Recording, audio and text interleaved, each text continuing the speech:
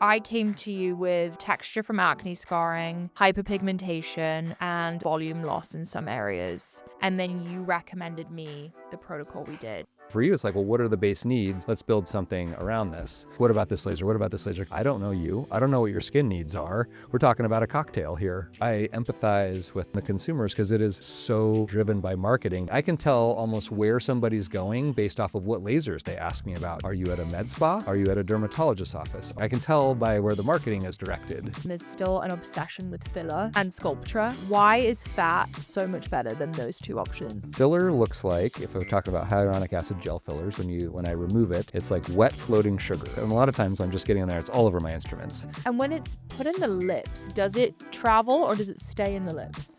Give it long enough, it's not staying anywhere. This is the Pursuit of Wellness podcast, and I'm your host, Mari Llewellyn. I think, I'm curious what you think, the age of the person who wants a facelift is going to trend down. Oh, Because big time. even, Already is. Right? Very Do you much agree? so. Yeah, Like, it are is. people coming to you wanting facelifts and you're like, you don't need one? Yeah, happened to me yesterday, kind of, in a way, even just like sort of a curbside, somebody kind of pulling me over to do it. But it is trending down. There's pros and cons to that, and there's reasons for that. And some of it is social media, say, driven. Like, let's just lump that all together. People can see things younger. They'll see a celebrity who's younger who you kind of know, but you don't know what they did. That's the ideal result. Like, I know that person did something. I'm not even sure what, but I want it. Yes. Which is the definition to me of a good result, that they look better. Because if you and I have something, well, maybe basically, if you're not a celebrity walking around, nobody has your before picture in their head. Yeah. So these poor celebrities get the bad end of it, in my opinion, because our analytical brains turn on, because you have a memory of what that person looked like before, or a million images on Google, and then so you can immediately see them afterwards. But the normal person walking around after a procedure, there is no before image following them around. So if they have that high quality type of quiet luxury work, you have no idea. They just look great, straight up. And so those things will drive younger people to do it too. Then the types of procedures that I tend to specialize in that are like very minimally invasive, kind of like we were just talking about, where it's not this big open, massive procedure that's a little excessive for what you would need at a young age. So the initiation hurdle is lower, less surgery, less recovery, less risk, less all the things. And you don't need to move the needle as far to kind of achieve a satisfactory result. But then you're like kind of taken care of. You've pushed things down the road. It lasts a long time. You look great. So yeah, definitely trends a little bit younger because of that. So I've obviously been talking about you a lot lately because we just did a procedure together. I did C02 laser, or a cocktail of lasers. You did a cocktail of multiple lasers, yep. And I did stem cell rich fat transfer. You did, yes. And I've been posting about it and talking about it, and all my girlfriends are like freaking out over your page. They're all saying they want facelifts with you. And I'm like, yeah, like in the future for sure. Right. But it is interesting, like girls are now planning their future facelifts. Yeah, and I get to tell people no often, like 80% of the time I tell people no, usually. And that's just, those are real numbers. That's like about what it is. And sometimes it's because you're just not ready yet. Talk to me later. But usually, even in that situation, if somebody like has legitimate changes that I could correct, even if they're small, we'll explore. Like, let's talk about this. What do you expect? What do you want? Why do you want this?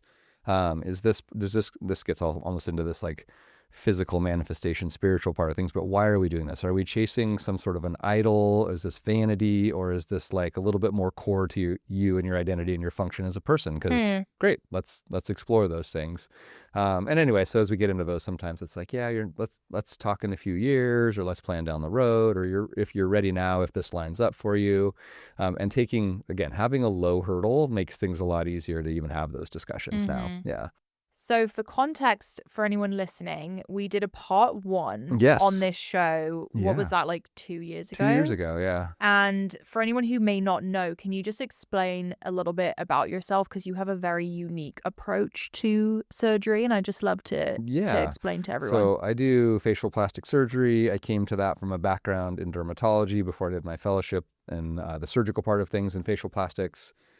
And I have a practice that you got to experience a little bit that is very destination based, kind of like a retreat setup, very like people would call it maybe holistic in its approach, but in its preparation, execution, recovery is very much, honestly, it's just what I would want as a human who's very into, making sure that I'm pulling all the levers I can pull as far as protecting my brain and my body and being physical and all those things. And so it's kind of all those things teed in, the type of anesthesia that you get, how you recover, the hyperbarics, the red light, all the things that you got to do, even where you stay. Like that's a very curated spot. That's, you have the water views and the mountains and the trees. It's all on purpose. Yep. So it was fun to have you and Greg out. And it was so fun. Yeah. I honestly, next time when I come back for something else, I would bring Kai and do a full... Kai was all that was missing. I know. Yeah, so even you with a small procedure, like that was not surgery at all, right? It was that's my kind of, my jam for a procedure. It was it's not an endless maintenance type of situation. We had an objective. We really pulled the trigger at it. We really went for it. Non-surgically, fully sort of like we'd call regenerative or qualitative. We went after it. We did a real procedure. That was no joke, right? There was a little recovery afterwards and things like that. And I say little because, you were still exercising pretty quick afterwards, even now you're red still a little bit, right? Yeah. And so you would not be, in my definition, you're still in your recovery period. You're still I am. And we have months of improvement ahead of us. But you're functional in life at this point, right? Yep. So that's one of those questions of how long does it take to recover from procedures? Well, you're a prime example of you're still recovering, yet also functioning in normal life. But there would be people in your shoes, and I see this often, who would be still paralyzed with where you're at in your recovery because you have a little bit of swelling, probably you still have a little bit of redness.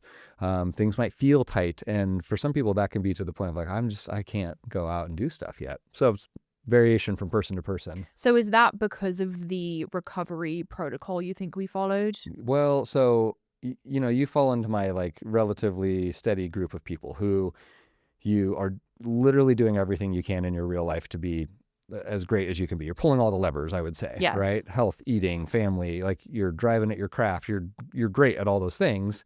And so because of that, I would say time and attention and those things are really highly valuable to you. So I want you to be better as fast as you can be. And there's only so much we can do. We have to respect the process of that a little bit too, because you'll be recovering for a few months ahead and you're still building.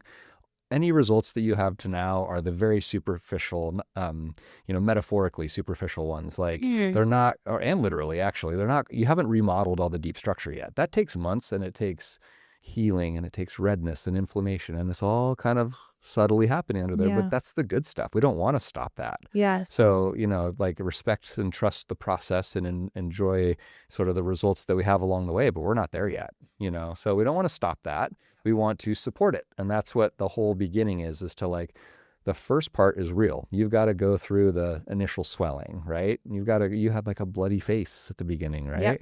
And that's not pretty, but it's real.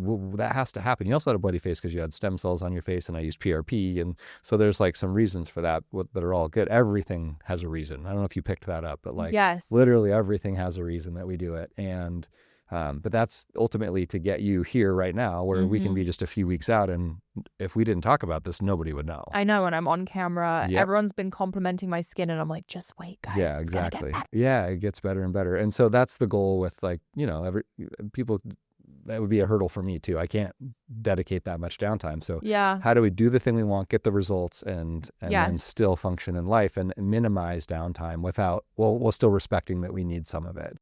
I will also say, and I want to talk about exactly what we did because a lot of people have had questions for me about like the exact protocol we did. My experience with you and your clinic was so unique and interesting. As you said, we stayed in this home in Idaho. Coeur d'Alene, Idaho. Everyone was making fun of me because I thought I was in Washington the whole time. No, first you time, were for part of things, I was in Spokane, Washington for the procedure. Did I say that right? Yep, Spokane. Spokane. And Coeur d'Alene, Idaho for where we stayed. And it was gorgeous. Yeah. And then also, I think working with you, I'd already spoken with you for 2 hours on the podcast. And I love the way you think about things. I love the way you live your life. I love the way you prep for your procedures. And then being there and being in the office, it's the way you guys do things is so different. I met the anesthesiologist and she was this larger than life character. Yes. She was in the military for 20 years or something. Like, she's like, I've jumped out of planes. I've worked in Alaska. I've worked here. I've worked here. Yep. And she was explaining to me, you are very particular with the way you do anesthesia, which I am very sensitive to anesthesia. So I really loved that. And then the recovery protocol. I mean, I went to what do you call your recovery center? The next day, and it was incredible. Yep. The amount of good. I'm glad you liked it. No, it was awesome. Yeah. And I imagine I stayed there for a whole week because I cut my stay short so I could be back with the baby. Sure, and that was appropriate for the procedure that you had too. Totally. Definitely. And I tried to continue what I was doing with you as much as I could at home. You're very fortunate to be able to do that. I know. Such a cool setup you have. My husband's crazy, so thank God that came in handy. Yeah, it's funny that he already had the infrastructure for you. I know. Yeah. And I did hyperbaric every day for 10 days. Which is incredible. Yep. And now I'm it's a big time commitment. It's like 2 hours. For sure. So I'm trying to squeeze that in. But anyway, it was a very unique experience, and I would 1,000% do it again and again and again. I loved it. Yeah, that usually takes some time for people to get to that point, honestly. Yeah. I mean, I've wanted to do something like this for so long, and I think when I spoke to you, I was telling you like we'll get into this, but the way med spas do CO2 laser is kind of scary to me. Okay. Because I feel like they send people home quickly. They're prescribing all types of things. And it's your face. And I was really nervous about doing this the wrong way. Yeah. So I came to you with texture from acne scarring, hyperpigmentation, and a little bit of volume loss in some areas. Yep. And then you recommended me the protocol we did. Probably in that order of importance for you too, I would say. Yeah. Yep. So let's dive into what you did to my face. So I kind of view this in my head a little bit as a Swiss Army knife type of setup where I have all of this one tool presents many different opportunities for me depending on how I open it, like even the fat transfer, right? Generally, fat transfer I'm using as more of a volumetric structural tool. I am taking a fat pad that's deflated and I'm restructuring it because it's not just volume. It's like, I always say it's like a honeycomb structure. So I want the structure and the volume appropriate there. And so that was like the third thing on your priority list out of 3 things. So there's barely anything happening, but I had the tool open. And so like, okay, let's do the 1% or 5% of that we really need, and let's take care of it. Uniquely for you, the textural changes, the scarring on your skin was our main priority. Yeah. And so that could be extrapolated to somebody who's older, even with like wrinkles, right? Mm-hmm. So it could be wrinkles, could be acne scarring, whatever it may be. That's a structural change in the skin surface now. There's some qualitative aspects to it, collagen, elastin, things like that, but more of it is just like the actual structure was changed by the inflammation in your skin with the acne that caused scarring to form in that area. And so we went after what would be as close to a regenerative model as we can get. If I could like magic wand regenerate, I would wave it over and all of the scar tissue would be gone and replaced with perfectly normal skin. That's the thing that doesn't exist. So we're leveraging that to the degree that we can to recreate that, which means taking the scar tissue and making the vascularity inside of it more normal, which changes the color to be more appropriate. It rebuilds the collagen structure that's in it because it gets very densely organized, and we want it to be more organized like your skin. It puts some elasticity back into it. The lack of elasticity is, one of the most noticeable changes when you have scarring. And then we use some fat inside the scars to help that remodeling process happen. And we put it directly underneath.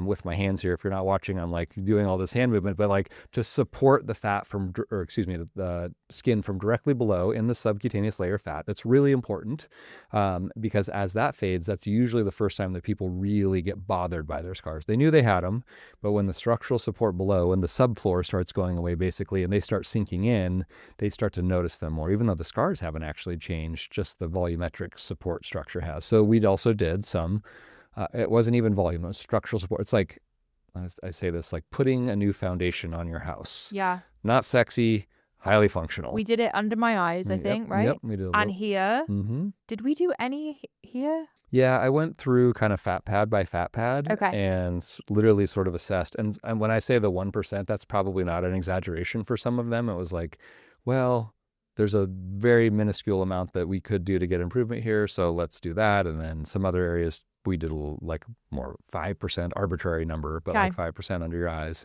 And so, yeah, we kind of went through, that's the beauty of having that tool. We got to do the stem cell portion for your skin, and then we got to do the structural portion for the fat pads. That was all paired with the laser cocktail. Yes, right? let's talk laser. And the laser cocktail sounds very cryptic when I say that, but I have to be really careful how and what not even careful. I can't just say like, this is the recipe I did for you, because that will not work. I didn't do the same thing on the next patient I saw after you, and I haven't done it since, and I won't do it again. It's all a bit different of ingredients. And so it's sort of like hand mixing a cocktail. It's a little bit of like, some people are really good at doing that, different ingredients. What's your, you may ask somebody, well, what kind of, I don't know, I don't really drink, but what kind of base liquor do you like? And then you go from there. For you, it's like, well, what are the base needs? Yeah. Let's build something around this.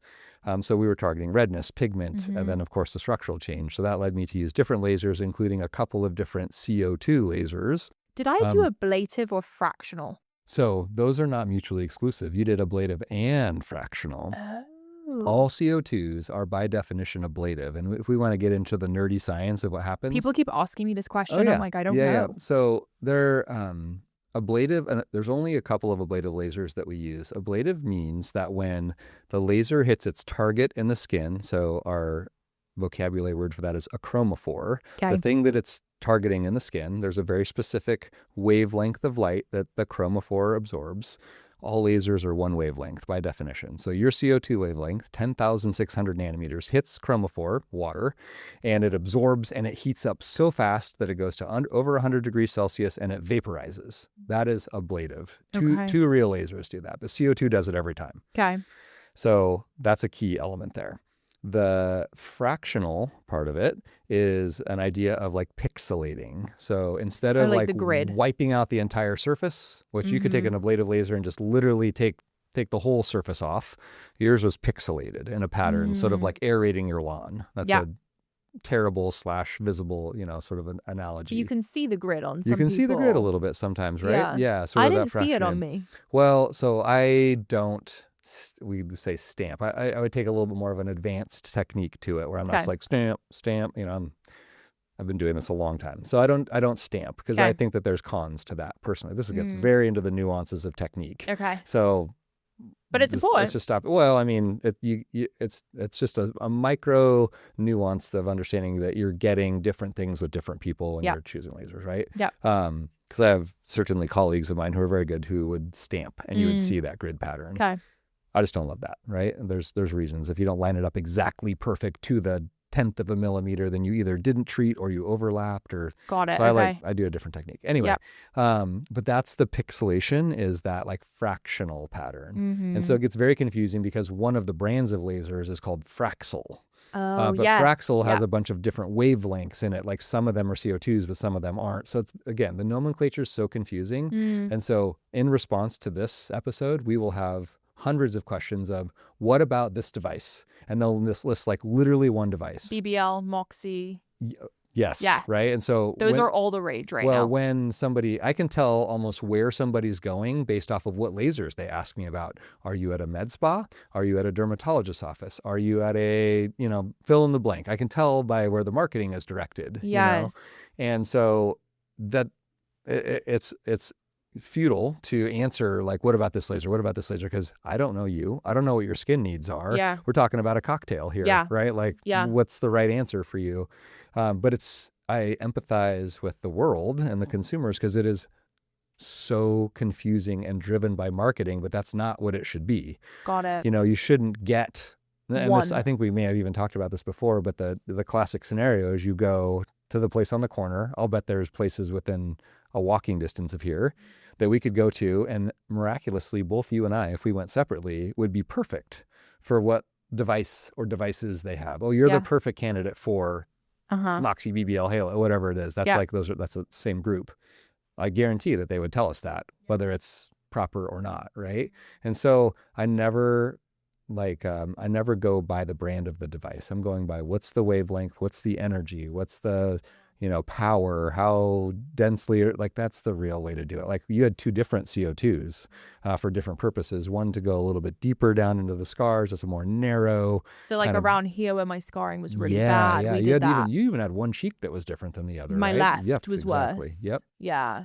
So yeah, you had the cocktail. You had all the things. And then we mixed in some redness, which is again probably 3rd on your priority list, but an important aspect because that changes the way that the redness around scars changes the way that they look too. So it's all these little things.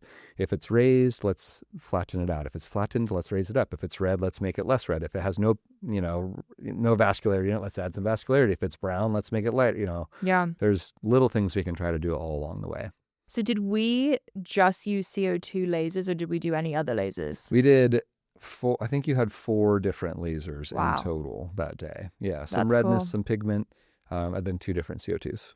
I think it took, how long did it take total? 2 hours? Yeah, probably. Well, as you saw. So it's a slow day. It's a slow morning, right? Yeah. You were the only procedure I did that day. Yeah. That's just sort of like my value proposition and how I love life. I don't do multiple things. Like I love that. When I'm in flow for you, I'm flowing. We get it done and then I am like energetically spent.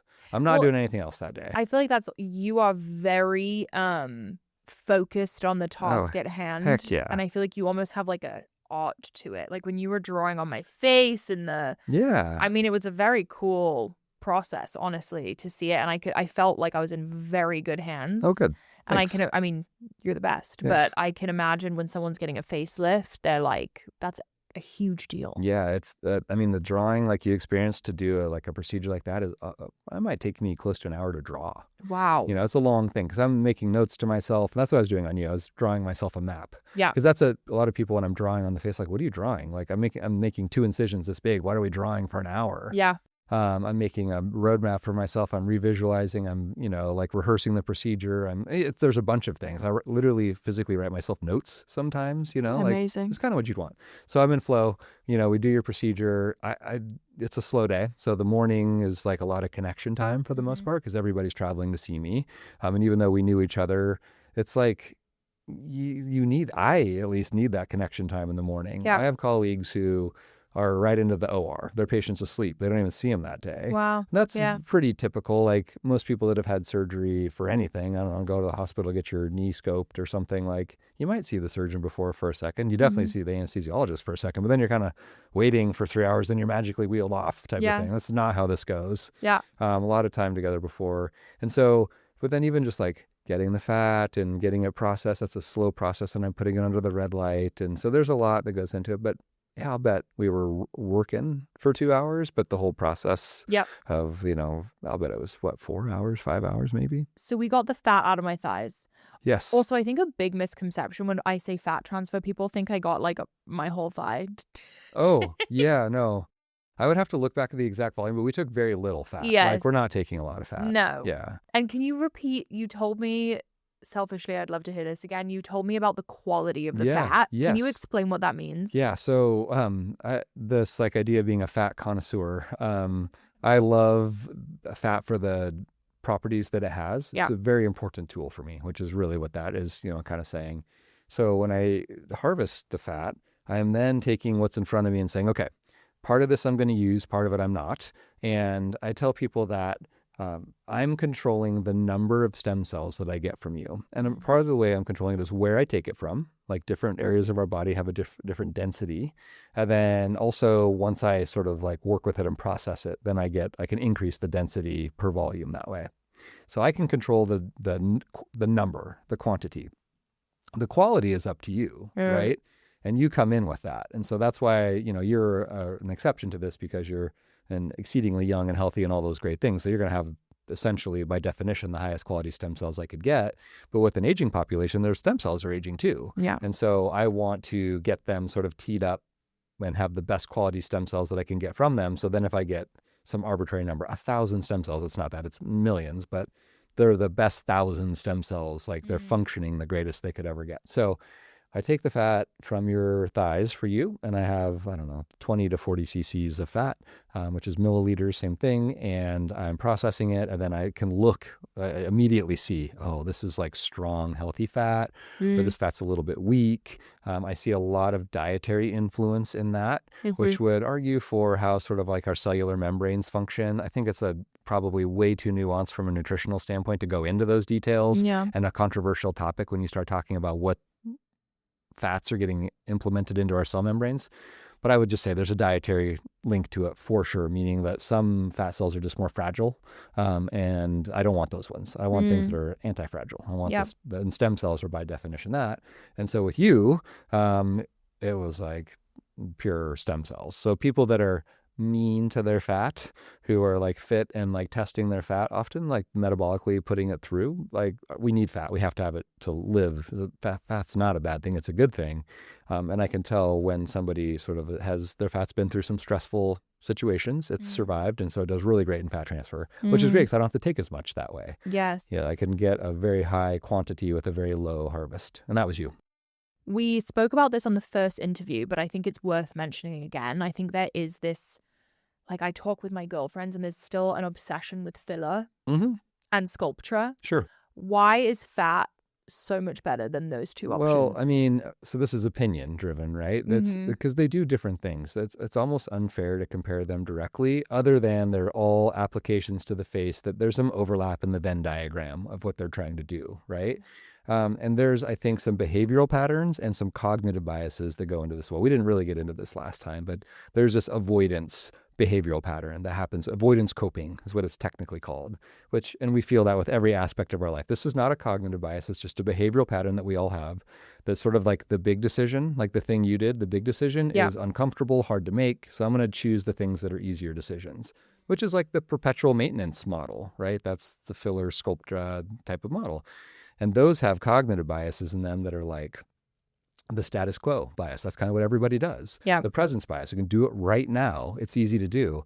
There's like a loss aversion bias that like, well, if you do that other thing, it's really risky. It's a lot of like, you're going to lose time. You're going to lose whatever.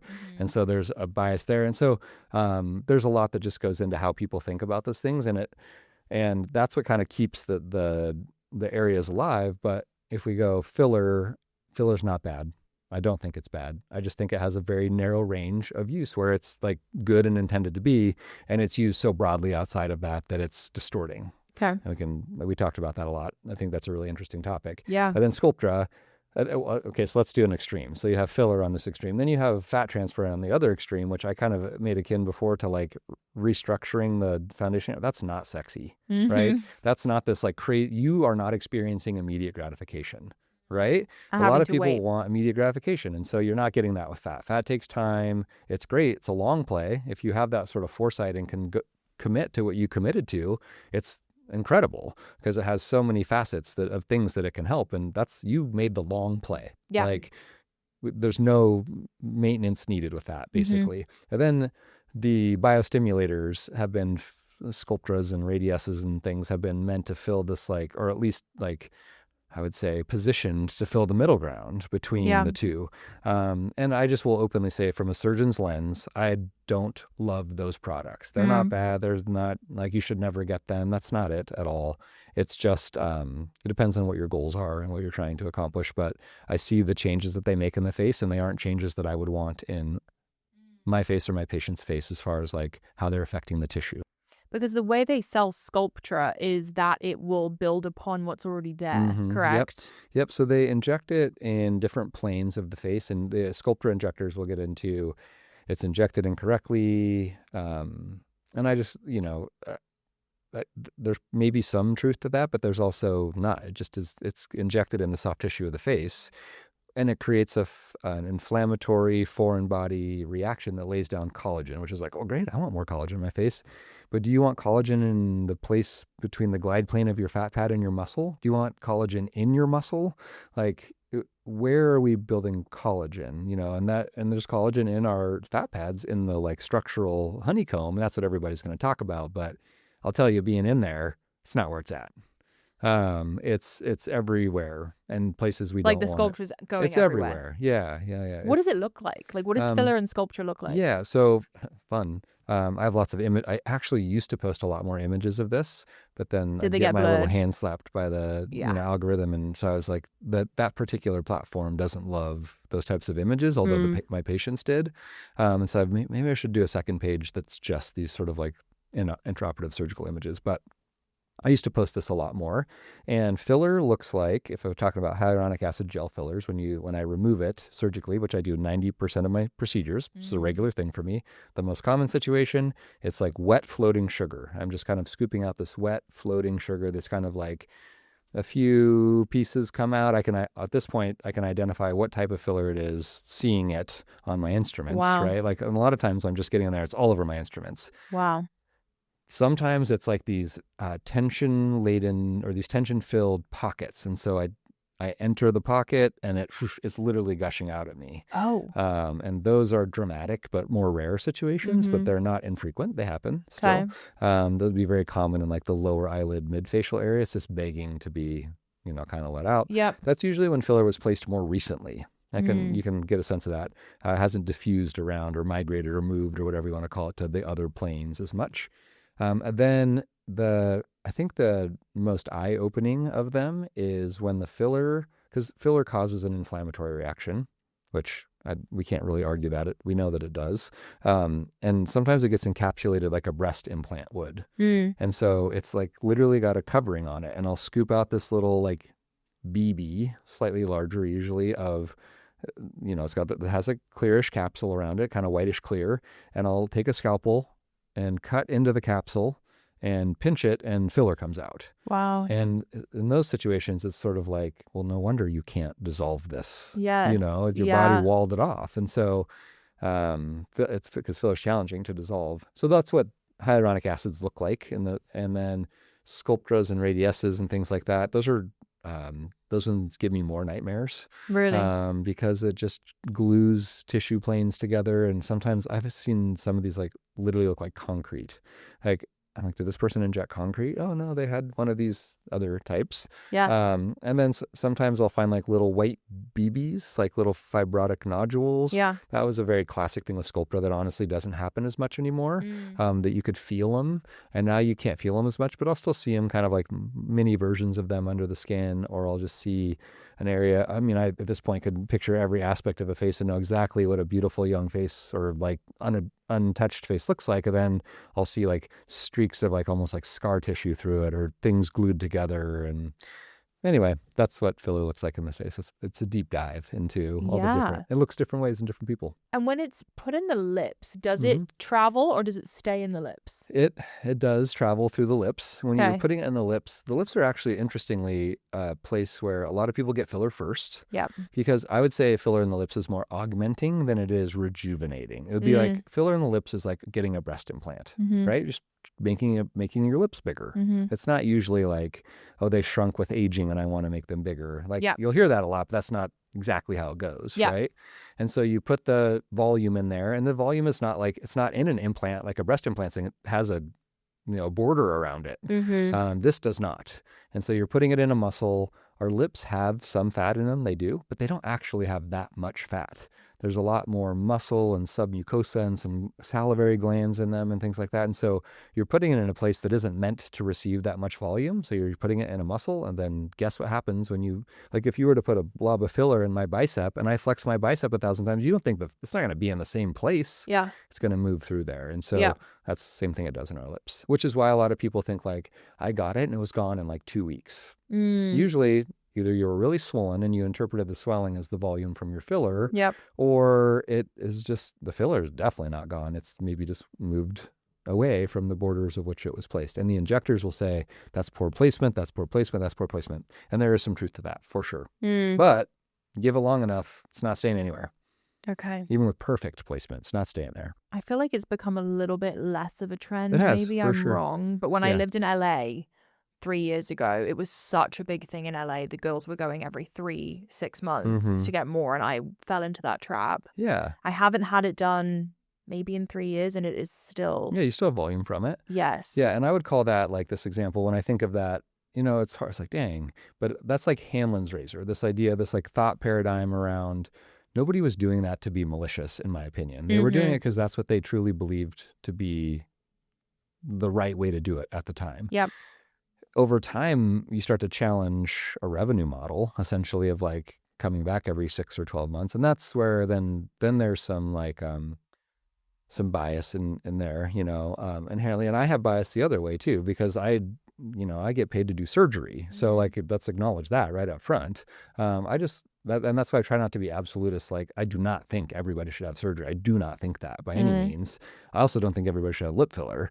And if my 20-some-year-old daughter came to me for lip filler, I'd be like, that'd be a conversation. It wouldn't be like, just do what you want. It would be like, let's talk about this for real. Are your kids teenagers yet? No, I have a 12-year-old son and then 10 and 9-year-old daughters. Okay. So not quite there yet. That'll be interesting. Yeah, for sure. I'm sure you'll educate them in ways that parents usually can't when it comes to the face. It's funny. And they know what I do. Yeah. For a long time, they didn't really know. They, just like daddy fixes owies. Like, okay, whatever that means, right? Yeah. But now they start to understand a little bit more. And it's interesting because I haven't gotten any really insightful questions yet, which I'm constantly curious about and prepared for, because, I want my value system to be fulfilled with my work as well. And that is like helping people be peak performing, in line, feeling good, looking like themselves, never looking like somebody different. That's like the traditional plastic surgery thought paradigm is like, oh, you change somebody to look different. No,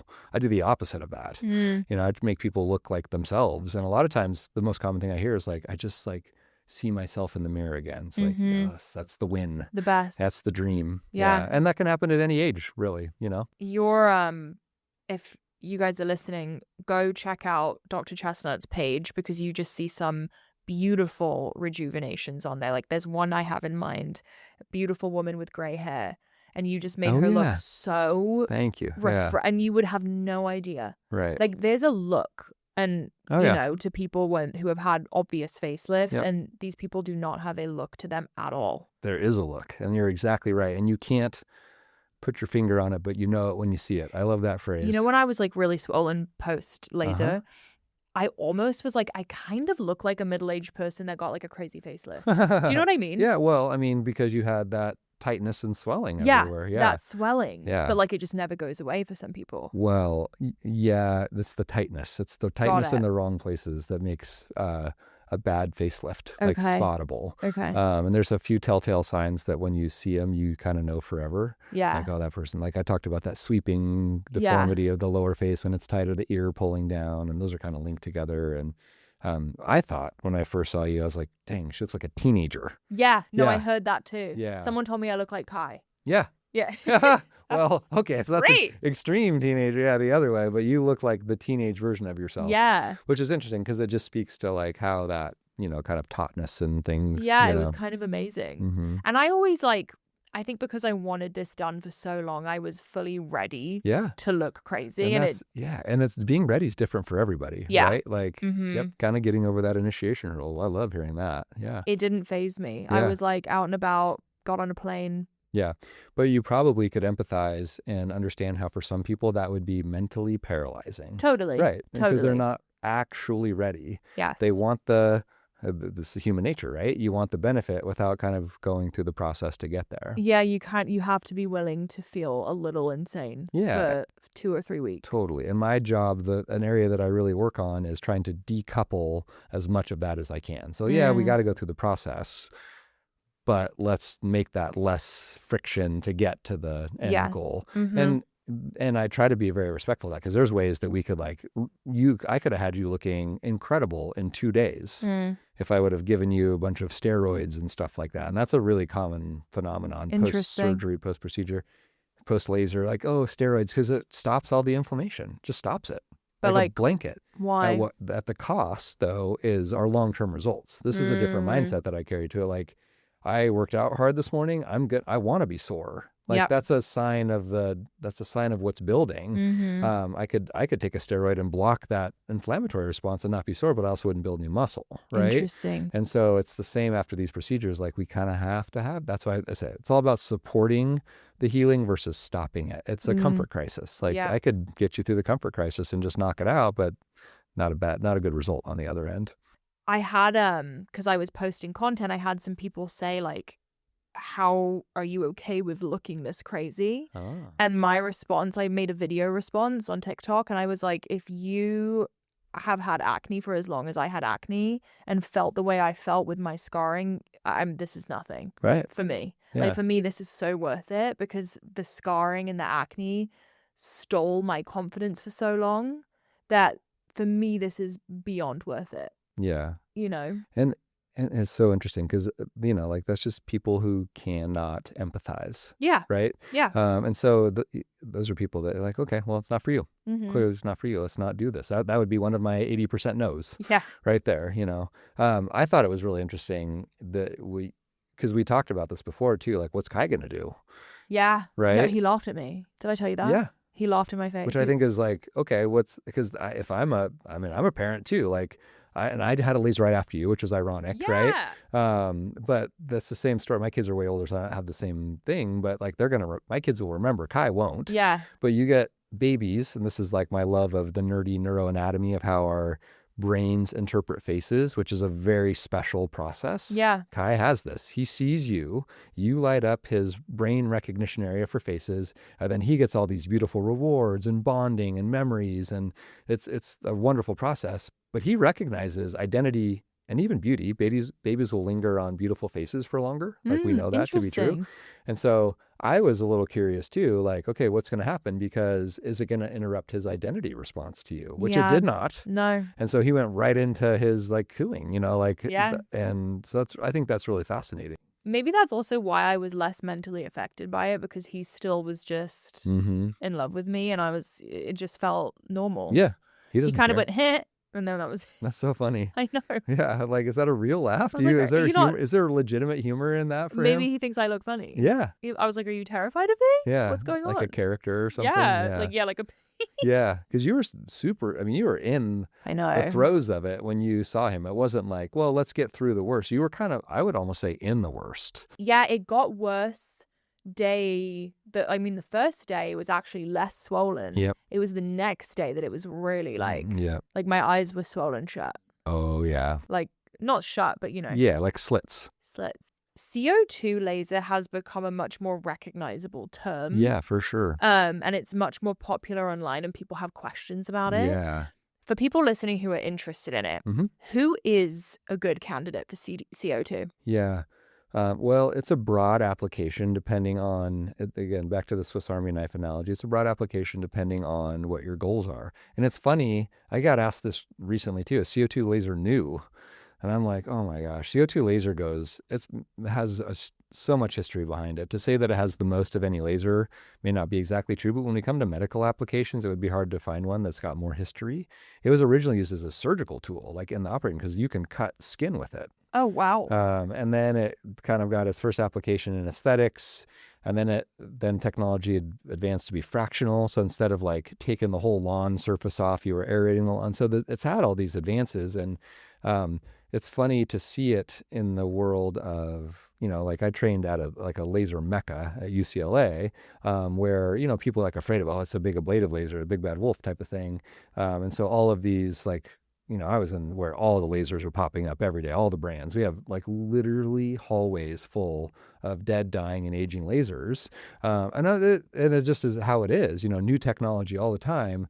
So I think it just speaks to efficacy now that we're like how effective this laser is, what it does. And now everybody's talking about CO2 again. So I'm like, this is so far from new. Yeah. And that's when people are like, well, what brand? It doesn't matter. Yeah. It's the person driving this laser. Mm-hmm. Like, are you driving a Ferrari or a Lamborghini, or like they're highly capable. You could get in real trouble with those devices. Yes. If you put somebody in it who doesn't know how to drive it, right? Mm-hmm. And so it's probably more akin to like a Formula One car or a fighter jet, like more of that. Like you can get in real trouble.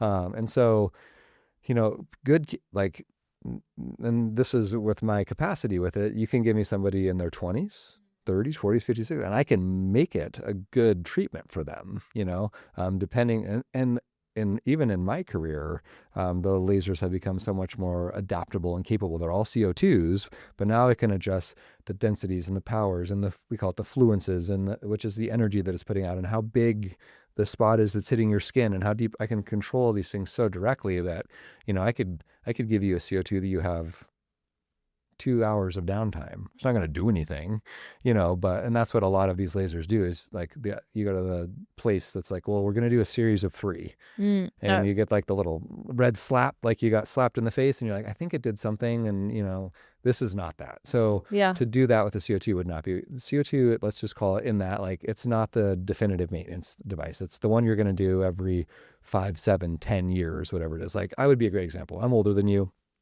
I have access to anything, right? And I'm on this cadence of personally doing a CO2 laser about every 7 or 8 years. Is that what you did after me? That's what I did right after you. After you, I was supposed to go to LA to do some podcasts. I know. They got canceled like at 10 o'clock the night before I was supposed to leave. And it got canceled? You didn't tell me that. Yeah, and just rescheduled. Like some things changed. And so. Can I just tell you that's so LA? That has happened to me a million times only in LA. It's okay. It's okay. Yeah. And it's funny because it's like, it's one podcast that has done that to me like 2 or 3 times. And I was going for multiple. And then so I'm like, well, shoot, anyway, long story. See, you're more forgiving than me. I would just cancel. I would just be like, I'm never seeing you again. Yeah. I mean, it's Grace. I understand. I flew to LA once for 6 interviews. Every single one of them cancelled. Are you serious? Dead serious. It's an LA thing. Huh? It's an LA thing. I like have some identity in LA, so I'm sorry. I don't want that. People there can be really flaky. It's okay. It's okay. I just, you know what? I'll take any excuse to go to LA too. Like some of my favorite people in the world are there. I get to train with Laird and Gabby when I'm there. No, there's great people there. You're right. But anyway, sorry. Continue. So you did a CO2 after me. So because I had this like 10 p.m. cancellation, I was like packing bags. Yeah. Which speaks to my procrastination of packing at 10 p.m. that I was supposed to leave.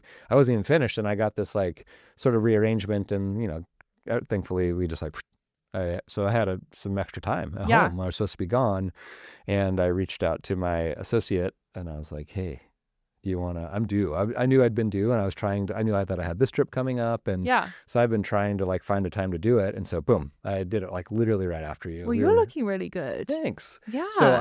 So this is a prime example. I'm older than you, and I was doing it for different reasons. I'm doing it for like anti-aging refresh. I don't do Botox because I choose in that paradigm of weakening the muscle versus strengthening the skin. I choose to strengthen the skin, right? So this is my version of that. They're not the same thing, but like if you don't get Botox, you might want to do lasers more often or something like that. So this is my like skin strengthener for me, and like I had some pigment and some fine. I'm in my 40s, and so like great. That was my treatment, but I did because I know your settings exactly. I did something that would be like more gentle for you because I don't need the full depth structure remodeling that like the CO2 could bore a hole in your body. Like it could go all the way through. Jeez. So that being said, I'm controlling like how deep your scars are. Like, I don't have that, so I didn't need to go as aggressive of that. So I, sort of documented my journey a little bit. And I was back in the operating room 5 days later, like. And, you could maybe tell, but not really, even 5 days into it. And by 7 days, I would say I was like kind of probably where you're at right now. Yeah. So were you awake? So I did mine awake. Okay. Yeah. Is that like, do people normally do it awake? No. It all depends on the person and what they want. I will do it with people awake. I did it awake because it was like the next morning. Yeah. And I know what to expect. Like part of the anesthesia protocol that you have is just controlling consciousness, which helps eliminate any like sense of time, anxiety, things like that. For your pain control, I was using local anesthesia, the same thing that I had for mine, right? Okay. And so I'm numb. I'm not feeling, and I'm obviously very comfortable in my own environment, and so I don't have any of the anxiety around any of those things. And so you can do it awake.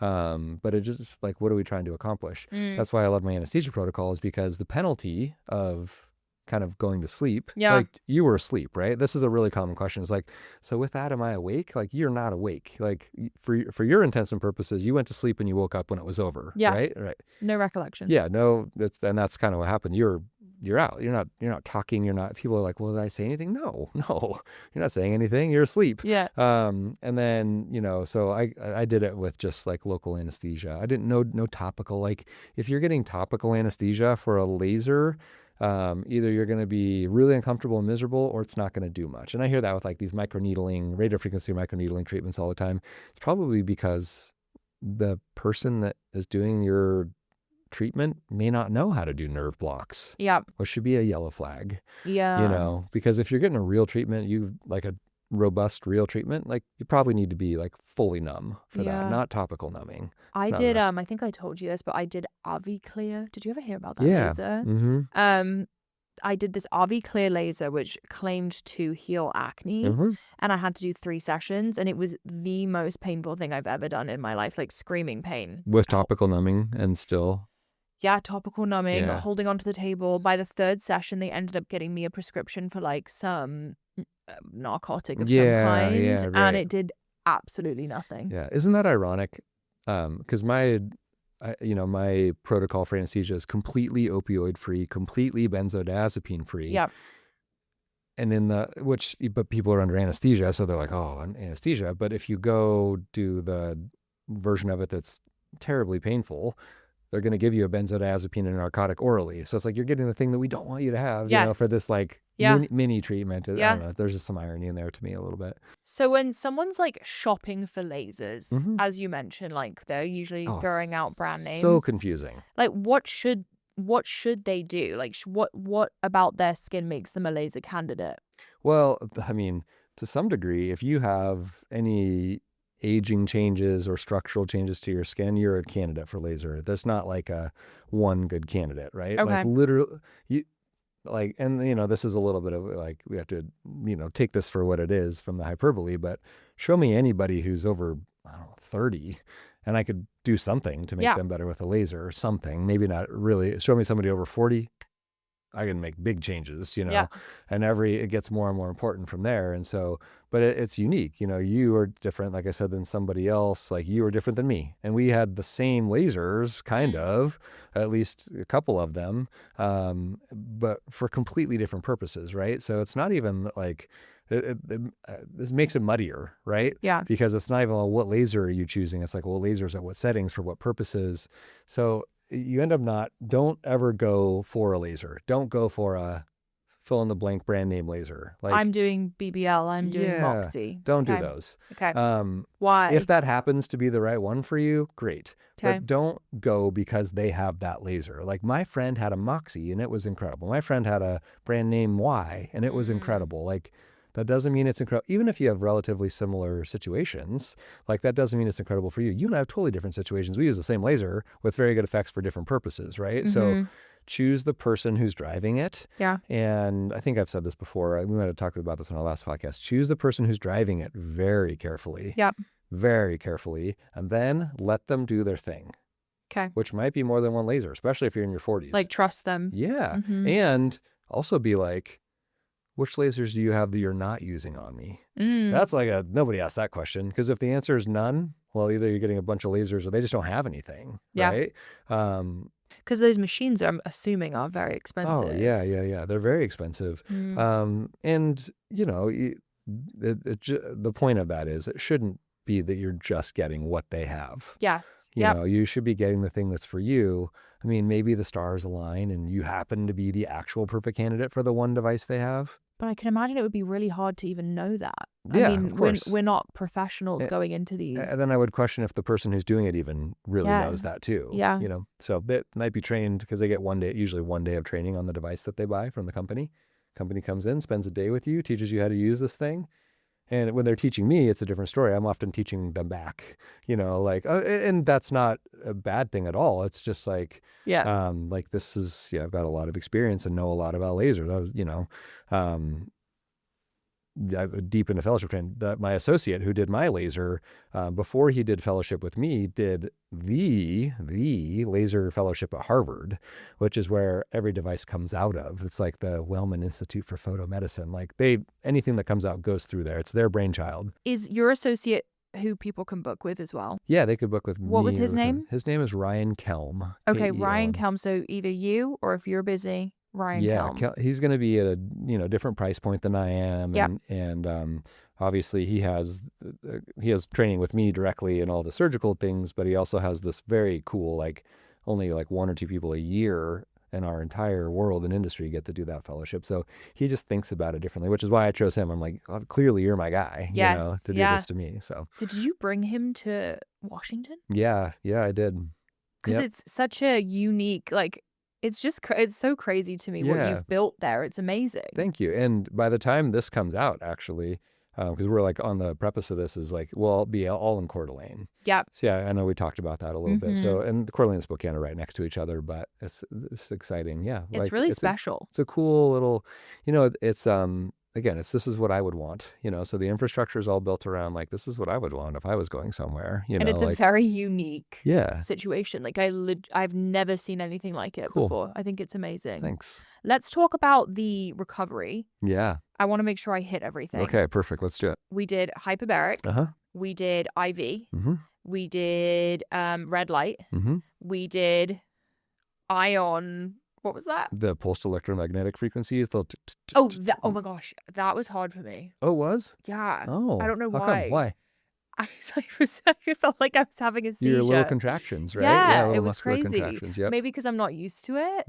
I don't know. Yeah, I mean, and you can always say something, and we can sort of adjust. No, I did. Okay. I said, can we turn it down? Yeah, good. Yeah, good. I did. And the ladies there are great. And when I get on, I'm like, crank this thing up. I'm going to do everything that I can, because you can make it unbearably uncomfortable, which my buddy Ben Greenfield. It's like getting Ben Greenfield. Yeah. Yeah, when I do it with him, he just loves to, like, it's a torture chamber. I'm sure. But it has some great physiologic metabolic benefits with the way that our cells communicate through their cell membranes. Okay. So it helps with swelling and things like that. And we could go into each one of these, into what they do. Yeah. But you had the PEMF. Keep going. I want to see if you remember. What was the last one? It was not an ion. You had the biometric. The biocharger. Biocharger. Yep. What was that? So the order that you just said these in, I think, is really important, because I also order things in my head from levels of efficacy or evidence, or what they're like, how sure of a thing they are. Yes. Versus like what could go wrong with them. Is this is this all like hyperbaric is all positive? Yeah. Like, it is unquestionably a huge thing, but there's also some risk to it. You're getting in a hyperbaric chamber, like, we got to clear your ears and all those types of things, right? So, but that risk, which is minimal, but it's a risk, is worth the benefit, hands down, no questions asked, right? And so that's like a high level of efficacy and literature behind it. Boom, no questions asked. The IV nutrition, that gets into the roots of our physiology. Like, we can support your healing with nutrition. There's no question about that. And we get around your gut and go right into your veins with it. So boom, microplastic-free, right? Like, I don't know if we talked about that last time. But yes, that's a big thing. Well, it is for me. I might be the only person that I know who's kind of like gone in that rabbit hole. So how do you make sure it's plastic free? So in general, the phthalates, the things that help plastic be flexible, like clear plastic be flexible, are some of the things we don't want in our body, basically. Yeah. And, so getting an IV or being in an operating room, you're just exposed to, you're getting bags and bags of IV fluid in this plastic. And so there's a lot of microplastic exposure. And of course, this could get torn apart, like, what's the evidence behind that? And well, we know that they accumulate to some degree. They almost unquestionably cause some inflammation in the process. That inflammation is distracting for me from my ultimate goal, which is you healing the thing that we did. So I don't want a bunch of microplastics in you. Nobody wants microplastics in them. Like, come on. So I was like, of course, like I said, this is what I would want. And so the homes that you stayed in have all like, PFAS-free cookware and, like the lighting and the grounded floor, like everything is within this. And I'm thinking, like, am I pumping people full of microplastics when they're in the operating room for that period of time? Like, I wouldn't want that. Yeah. And so that was rabbit hole years ago, diving into the short answer is like that operating rooms are just full of microplastics. Yeah. To get rid of them is onerous. It's hard. It takes effort. It's more expensive. And you have to like look at everything very, very carefully. Right. And so I did that much to, I always kind of like give praise to my team here because they just like roll with me when I do these things. There's no, because it makes a lot more work and friction for them. And like, what did you find out now? Yeah, in ordering, like even in just what they're ordering. So now they like got to research everything we order. Yeah. Because I mean, even in like the drapes and stuff, like you can have. Wow. So I'm like, I don't want that, right? So I make a huge effort there, cognitively, monetarily, like logistically with my team to get microplastic free for your. That's amazing. And you can do it. You can do it. It's like, I wouldn't say it's absolute perfect. Are the bags made of a different material? Yes, right. The bags, the tubes. If we want to get really in the weeds here, things that have a lipid in them are like will pull more of these like phthalates and stuff out of the tubing. So one of the anesthetic agents we use is in a lipid base. So that was like, I was like instantly on that. And things that are warmed up.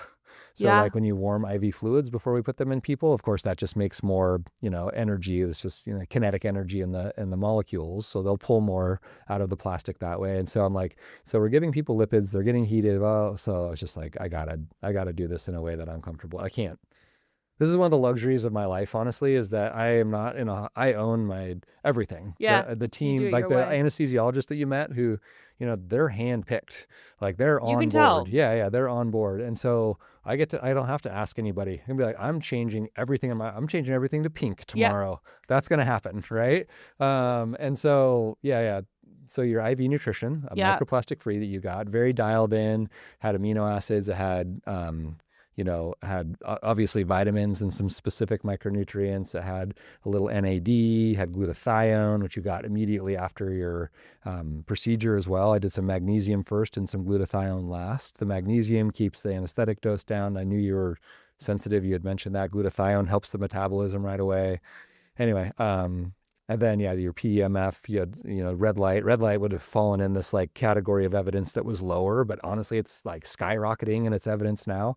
Nothing actually changed. It just now has a lot more evidence behind it than when I first was using it. It was like a charlatan, When did you implement it? I used this before I was in medicine, right? For myself as an athlete, a lot of these things I used before I was in medicine. And so then I get into medicine and I'm like, I'm going to use red light for my patient's healing. And it's like, that's pseudoscience. That's bogus. That's everyone's doing it, and it's like it's one of those. The person blazing the trail takes a lot of arrows in the back sometimes, for sure. I've definitely felt that with all kinds of things, from filler to red light. Anyway, then you got red light. You got the PEMF that we talked about, which interestingly, I think a lot of even my colleagues don't know. PEMF has FDA indications for healing, but it's in bone healing. Oh, so like very.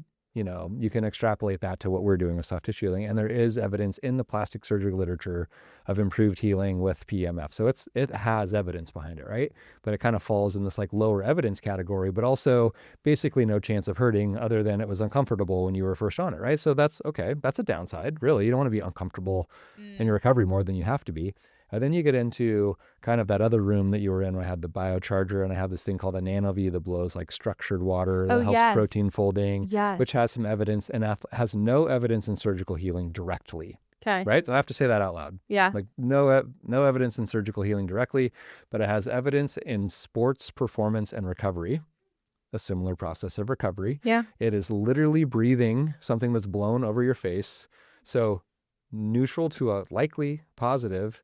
Zero downside, other than I have to have the machine, right? That's my downside, not yours, right? And then the biocharger, similar. I have lots of people who are like, actually, that might be the one, the biocharger, that device next to you that's like making noise, which is called harmonics. I got scared. I thought it was going to explode. There's light coming out of it. Yeah. And then there's the frequencies. And then there's like literally the way that it moves electrons. That's what you can feel. Yes. And I have a lot of people say, that's probably the one I felt. Maybe other than the PEMF. Yeah. But the energy I felt from that the most was this like biocharger, which seems maybe one of the most woo-woo hand wavy of them all. Like it's making noise and flashing lights at me. But did my team show you that halogen lamp that if you move it close, it like lights it up? So you can have a visual representation of like, oh, this thing is definitely affecting a field around it. No, it's amazing. I'd never actually heard of that one. Yeah. I want to talk about hyperbaric a little bit more because that has become I think, more well known now, and Sure. people are very interested in it. So Yeah. how does it work and why is it beneficial? Yeah, it's blossomed in the just like wellness and longevity world for sure. And again, I've seen that happen in my career from like, I remember when I first came out and I was practicing, people like, there's no evidence that hyperbarics helps after facelift surgery. And I'm like, all right, you adhere to that world. I'll do my hyperbarics and let's see what happens. And guess what everybody does now? You know, like Everyone does that now? oh, I would say like everybody's a strong hyperbole as well, but you're gonna like it's gonna be very, very common. Like, do you think Kris Jenner did it? To find that? Probably, yeah, probably. That's a whole nother topic of conversation, the Kris Jenner and like what happened there. Yes. But so hyperbarics, for like, if we get into what it does, it's a chamber that pressurizes, like, and that's why we call it a dive, because this goes back to like dive medicine. If you dive deep underwater, like physically scuba diving, and you're breathing in oxygen and you ascend too fast, gas will come out of solution in your blood into bubbles, and you get this thing called the bends, and it can be life-threatening in your brain. You get bubbles in your brain, basically. So they'll recompress somebody down to depth, make the, like, just like a can of soda. When it's compressed, the gas can be in solution, and when the pressure is released, it'll come out of solution, of fizz over, right? So they pressure it back down, push all the gas back in, and then they slowly raise the person up. The gas doesn't come into bubbles, and they save their life. That's where it goes way back to. That goes to really, really deep depths. But in that process of doing that, because you can put more gas in solution, if you're breathing in pure oxygen and you're at pressure, you're going to put more oxygen in solution in your blood, in your plasma specifically. Our red blood cells carry oxygen, but they can only carry so much. They get saturated. You and I are probably 99% saturated right now. So we can't really do much else other than put it in our plasma. Now it has another route to get to healing tissue, right? And so it's been used in medicine to save wounds that are like, this wound is going to, like, this person's going to lose their leg. This wound won't heal. There's not great blood flow. Put them in a hyperbaric chamber. There's direct infusion of oxygen. If they're in a gaseous, or if you're just breathing it in, it's going through your, with like you were just breathing it in, but it's going through your blood vessels to that area. If the surgical complications, there's all kinds of indications that are FDA approved for it. And then the wellness world starts ticking in a little bit because, you know, there's things like trouble that it rescues, right? And then you get into the world that I was in, which was like, my patients weren't in trouble, but they had a real metabolic challenge going on, healing from surgery or from a procedure, and I can support that with hyperbaric oxygen. It makes it better. And there's evidence to show that it makes the fat take better and the fat performs better because it's got the tools it needs to survive better right away. So like, not only, this is the beautiful thing of hyperbarics that's emerged, is not only does it make your recovery faster, but it makes the results better. And if it makes it 0.1% better, I'm doing it. Yeah, like, why not? Why not, right? And it makes your recovery faster. So in you valuing time so heavily, that's one of our biggest tools to decrease your time in it. And then the wellness world kicks in. This is where we're really getting to, is to, we know that, and this is still being elucidated exactly what the right dose is, how frequently, what depths to do it at. But we do know that it lengthens, there's a direct lengthening of this cap on our DNA that's called the telomere. This has become kind of a buzzword that you maybe remember from biology or something, but the caps on our DNA, every time our DNA replicates, which it has to do all the time, every time you make a new skin cell, it's got to replicate, make a new one, then it closes up, then it opens up, makes a new one. So the more times it does that, it kind of like this little cap on it wears down. And so the cell gets senescent, gets tired, gets old, wears out. We know that hyperbarics lengthens the telomeres, the caps on our DNA, so it kind of like you get more good replications out of it. So it's kind of like you know, metaphorically, it's you can see the longevity formed by what hyperbarics is doing. So there's benefits to it there. It's great for your skin. Great. I use it as before every surgery that I do. It's part of my flow state because I'm usually recovering from a workout or something or whatever. So I get the workout recovery. It's a sensory deprivation situation for me too. So it's like you said, 2 hours is a lot to commit for you. But I think it's also sort of a beautiful time if you feel like, okay, this is by definition me time, maybe. You know, so for me, I have things that I save to read in there or whatever. That like, I'm not, where else am I carrying on papers reading? I'm not doing that, but that's my spot for it, you know? Your clinic was the first time I've ever done a full session because I'm so claustrophobic and anxious. How did that go? I forget her name, but one of your nurses down there, she put me in there and she got on the phone because there's like a phone connecting in there. And she was like, are you good? And I was like, no, I need you to talk to me. Okay. And she, for 5 minutes, just talked to me. And she calmed me down. And I just kept my eyes closed for the full hour and a half. And then I was good. And then after that, I did it every single day and didn't even think about it. So you just had to kind of get I had to do that one time Yeah. to make sure I was like, to feel safe. That's good. And then moving forward, I was fine. Well, that's hard to do. Good job. Thank you. Yeah. I mean, Thank that's like, you. I mean, maybe the definition of working through a little fear right there. I almost got Claustrophobia. out. I was like really scared. Wow. You never got scared going in there? No, I Neither did didn't actually. Well, and so I think different chambers have different like levels of that, right? Yeah. Because you're in a pretty big tube. You could sit up in there. Yeah. You know, you could fit 2 people. Greg could have gone in there with you. Yeah. Which I think I teased you guys Yeah. about. I've been in there with my wife before. I've been in there with my kids before. And then there's a giant like full size kind of window right there, which I also think is very helpful. Yes. So it makes it a little bit more user friendly in that way, but you're still in a space, you know. Some of the old school hyperbaric chambers were like a metal tube with maybe like a little window, looks like on a submarine, which kind of for the same reason, because it's like submarines have to withstand depth. So there might be like a little window like this big that you're, you know, like size your hand you're looking through. That I could see being a little bit claustrophobic. Yeah, right? I can't do that. But this has that big glass. And once you feel the benefits, like I feel really good afterwards. Yeah. It's made it really worthwhile, and also seeing the recovery on my face. Yeah, which, I mean, it's hard to quantify that exactly, right? Because you can't blind yourself to doing it or not doing it from individual to individual. But a lot of people notice that. Like if I were to take a basketball in there, like I'd, you know, do these pool workouts where I take a basketball and I dive to the bottom with the basketball, try to push it down. It's very Laird and Gabby style. The basketball compresses because even at like 10 or 12 feet, right? You get in that hyperbaric chamber where you're going like 33 feet, which doesn't sound that deep, but it'll crush that thing down, or a water bottle, crush it down to nothing. Yeah. So that mechanical like squeezing Yeah. is also helping your swelling right afterwards. Yeah. Which is a unique benefit post-procedurally that doesn't exist for maybe a chronic wound or for wellness as much. It's like that's extra helpful when you're swollen. So looking at what I got done, what does the map of time look like for me? Because a lot of people are asking me about that. How would you map it out? Yeah, such a good question. So we are sort of letting a rebuilding process happen right now. There's these phases of wound healing. These kits were like really nerdy basic science, but you know, the first start of any injury is to like stop the bleeding, like literally stop the bleeding. And then you go into this like inflammatory phase of healing. And then we go into this remodeling and building phases down the road. And there's like sort of these time frames that happen with there. We were trying to move through those early times faster, which is what we did very good job at. And now we're in your sort of like remodeling and building phase. Yeah. This is a fun fact, the first type of collagen we lay down is actually not the type of collagen that we're going to keep forever. It's like it's literally baby collagen, type 3 collagen. Like this is what babies have in the womb. Okay.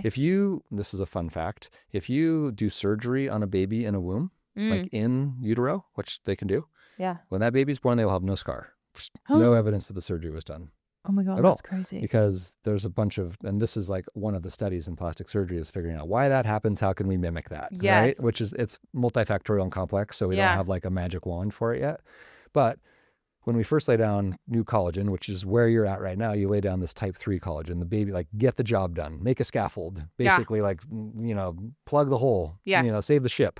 Okay. And now the ship is saved, you know, you've got the type 3 collagen laid down and you're starting to like make it more mature and remodel it into type 1 collagen, which is like our more adult form, strong, kind of what we think of as the rebar of our skin, basically. So that process is happening for you right now as we speak. You're also making a bunch of new elastin. This is the one that we're really excited about, right? Yeah. Elastin is the recoil. That's happening. That's slow. Elastin's delicate. It is harder to build, easier to go away. It's fleeting more. You're making new blood vessels in that area, and that's working really hard, which is why you're red and you're pink. And you had the cool thing happen. You want to tell everybody what happened that you texted me about the other day? I went in the sauna for the first time because you told me it was okay. And I finally was like, I'm just going to do it. And I did it for maybe 20 minutes.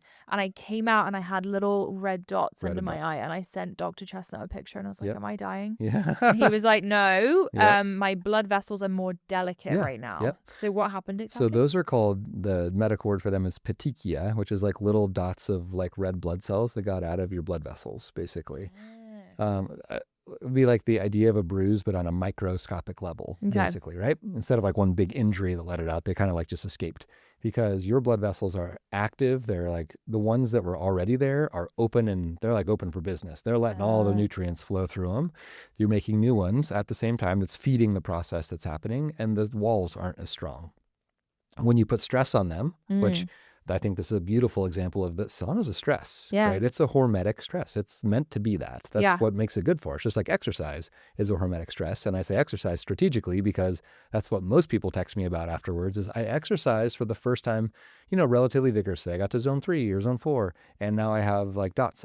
Usually it's under your eyes.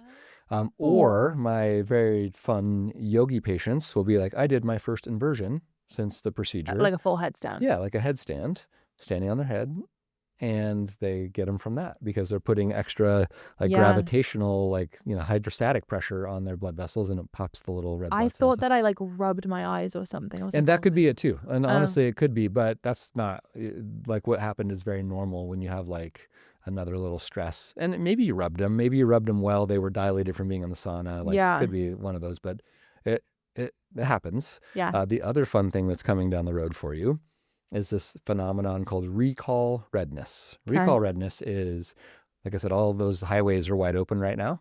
And as things start to slow down, like traffic starts to slow down, the highway will still be wide open. I don't know if I've never used this analogy, but the highway will still be wide open. And so the first time you go to maybe like exercise vigorously again, or it's a hot day or something, and you'd normally kind of get flushed in red, you're going to get extra red. Yeah. Because you kind of opened the flow through those extra channels again that way. That's called recall redness. That'll, for some people, last in small degrees to months, a little bit, which just speaks to, that's a segue into the rest of your question, is you're going to be remodeling from this for months and months and months and months. As soon as the redness really starts fading away, we know we're shifting into maybe our final phase of like solidifying what's happening. But if you have any degree of visible pink, you are still super active in your remodeling phase. So I'm in it right now. You're in it. Yeah. And that, as expected, I want you in it. Yeah. The longer you're red, the better the result you're going to get. Got it. Okay, the more good. remodeling you get. I mean, it doesn't bother me. I don't care. I'm excited about it. Yeah, it's great. And nobody would know. Yeah, no one knows. What should I be doing to help that rebuilding? Yeah. So this gets back to the boring basics a little bit of, you don't want to be in the sun right now. We talked about that. Yes. And I have to filter that to be like, I got to be careful, because some people will take that as like a fear of being outside at all. I am a little scared. Well, I've been going outside, but I'm wearing a hat, gloves, and like a wrap on my arm. Yeah. And like sunrise, sunset, go for it. Yeah. Like be out. Yeah. Before 8, I don't do a hat. Unprotected. Go for it. You are very light, fair eyes, fair hair, fair skin. You're fair everything. You're not meant to be at this particular latitude. And you're just not. This is not what you're built for. If you look at somebody who is from here, they're not the same skin type as you. True. Right? So that's like, okay, great. Because I say that to say that we all want sun early and late for so many reasons. That's a whole nother podcast, right? Yeah. But in the middle of the day, when things are more intense and the rays change, like, when we have more UVB and things involved, that's not when you're built to be here. So you should be protected anyway, but especially now, because you don't have the intrinsic ability to repair that damage. You also don't want to distract. You want your effort to be going to building, not to repairing, right? And so sun is a big one. But then it's all the other things. As I was talking about elastin in my head, talking about it being sort of a delicate, hard one to build, I'm like, that's the one where your diet and your inflammatory profile and your exercise, that's what's really supporting that. The lower, like your blood sugar, the lower you can keep all those things, the better that elastin is going to lay down. That I can do. Yep. So those are the best things you can do now, because most people are not going to be in a hyperbaric chamber for months afterwards. Like I'm not either. I'm at the point of only getting in it now for surgeries again. I'm not actually, it's not even in my head that, I'm recovering from my laser still, which I am too. Yeah. And so, you also went through, and I felt this too. You have these, I call it like these like false peaks in this roller coaster of like, as you get it and you look crazy and people told you looked crazy. Why'd you do this? And then you have this like, and that sucks. Like, like whatever, it just sucks. I don't care. And then you have this period where you're like, oh my gosh, I look incredible. Yeah. Like this is better than I ever expected it would be. Yes, right? When I was a little swollen. Yes. Yeah. Right. So this false peak in what happens. And then you get on the bottom, the nadir, the low point, right? Which you're not even quite there yet, but you're coming up on. What do you mean? Well, what I mean is like as your swelling is going away, yeah, because your swelling was like false hope. It's like this, like here's what, and it's like, this isn't real. That's this fake swelling. It's fluid. It's like why you look like a teenager right away. You reach this nadir where the swelling is going away, the bottom now. There's no more swelling left behind. And so it's just sort of like, this is what it is right now. Yeah. But you know that if we had two curves going on, the other curve is building up. So as one's coming down, the other one's crossing up. And this is the actual long-term real result of building collagen and elastin, putting volume back in those scars, making all the things we talked about early. But there's a cross point until you get to your final results where no inflammation left behind. Yeah. And this has reached its peak too, which is then pretty durable. That doesn't have the down, part of it as much. So you're trying to support this one building while you're trying to manage this inflammation going away. And so you're on this little bit of roller coaster. And you had it where it was like, oh my gosh, I look so great. But I'm like, yeah, it's not real.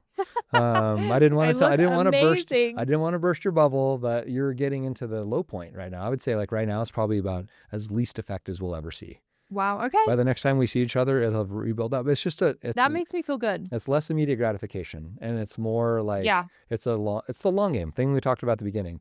The other avenue of it is like it gets hard when you're you and not me, because I get to see you in chunks, right? And so I get to see these incremental improvements as like bang, bang, bang, better, better, better.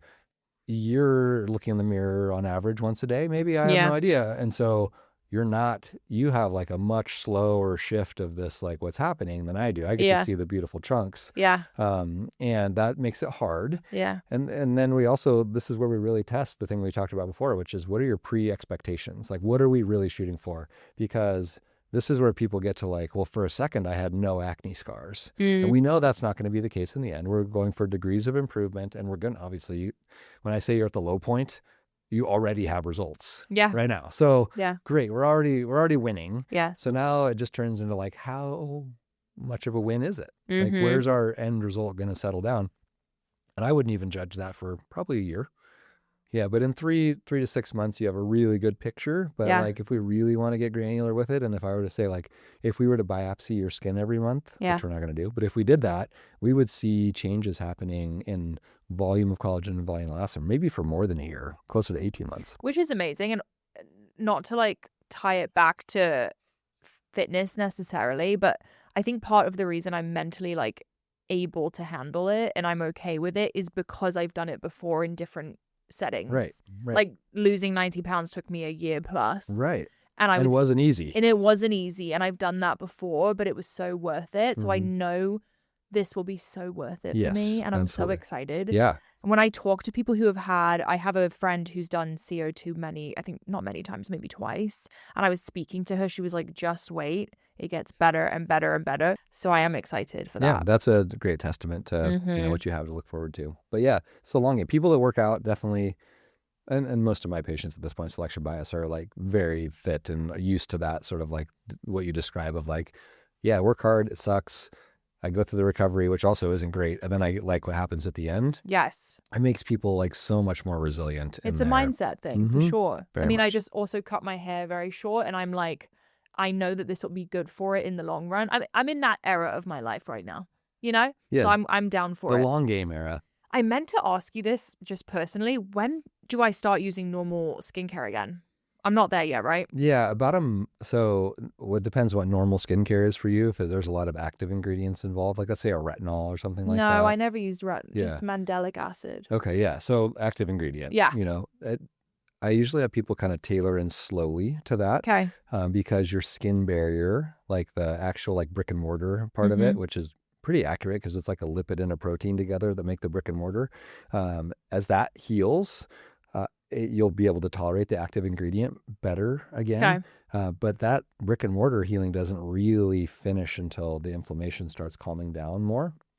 So that's a really roundabout way of saying start slow, try it. Usually it takes people about a month to be able to tolerate those really active ingredients. I think I'm at week 3 right now. Week 3. Yeah. So I think I'll wait a little bit. Yeah. So another week and you could like try it and be like, it made me red or it burned or okay, great. Okay. You're not ready. Yeah. But if you did it that day, be like, okay, great. Maybe I'll take tomorrow off, then try it again. Okay. And then you can kind of tick through it that way. Amazing. Yeah. We didn't talk about Kris Jenner. Oh, Kris Jenner. I mean, just give us a little, like, I would just say this gets back into my feeling a little empathetic over celebrities and having their before and afters sort of like in everybody's head already, which is just sort of an unfair comparison. Yeah. And, you know, the person that did Kris Jenner's facelift is great. He does a very sort of straightforward procedure, gets good results. His patients are happy. She was happy. And she's older, right? So this is the other thing. We talked about younger patients having surgery, which has its challenges and, you know, nuances to it.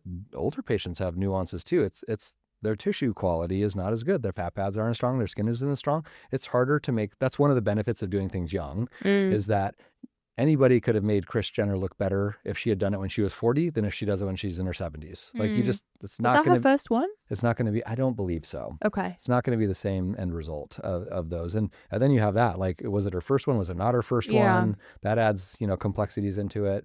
But I think she looks amazing.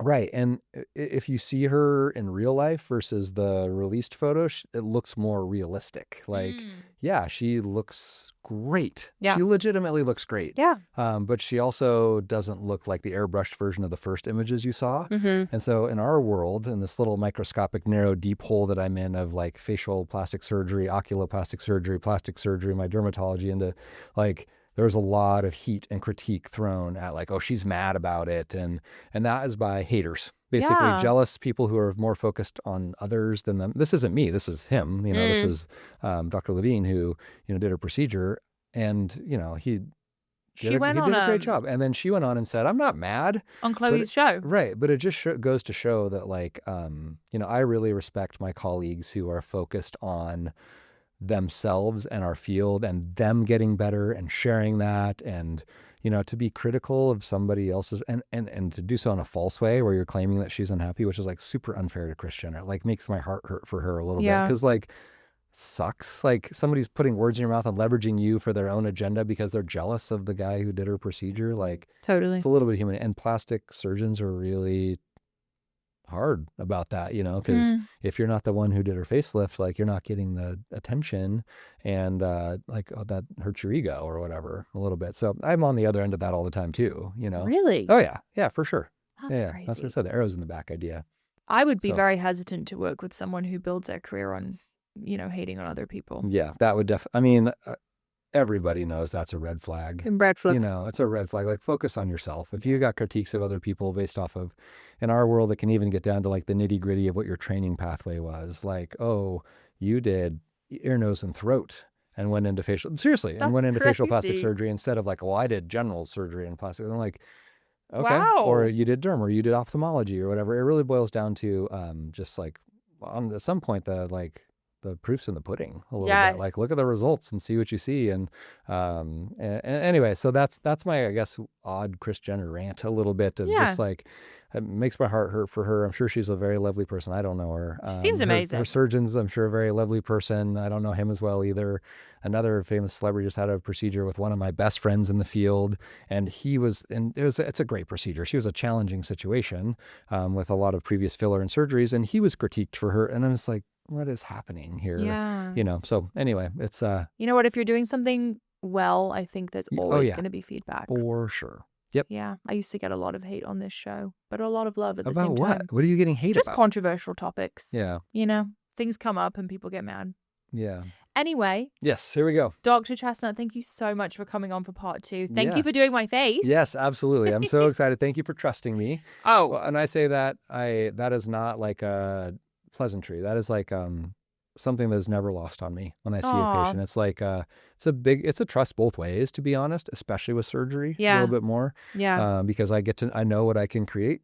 And it's a trust in both directions that we're like going to be glad that we did that. Yeah. You know? I genuinely felt so at peace. Good. I don't know if I told you this, but I've had, like when I have my egg retriever, whenever I get anesthesia, I freak out. I have panic attacks. And that was the first time I was like, yep. I'm good. That's because great. I felt so good with you and so good with the team. I love that. Thanks for sharing. If people want to book with you in your clinic, where should they go? What should they do? Yeah. So active on Instagram. That's a great place to look first, just to kind of get familiar, because I generally want people reaching out who like kind of know what they're getting, you know, because I have a unique value proposition. Is that fit with you? Right. So I want that. And then you start with just a screening process that's free. It's like, send me good photos. Yep. Send me as much relevant information as you think I need. And the more good stuff I get, the more good stuff I can give you back. And that's what I say this, like, about 20% of the time, I'm like, let's go, like, we're going to work great together. Let's do this. And for the others, it's sort of like, okay, well, here's like, maybe I'm not a great candidate for these things. That's kind of not the right path to what you're seeking, or we just got to give us a little time, all kinds of different avenues there. And then we start the like, okay, we meet usually virtually first, because everybody travels to see me. Nobody lives there. So it's always a virtual meeting, and then that starts the ball. Beautiful. Yeah. Thank you so much. Yeah. Thanks for having me again.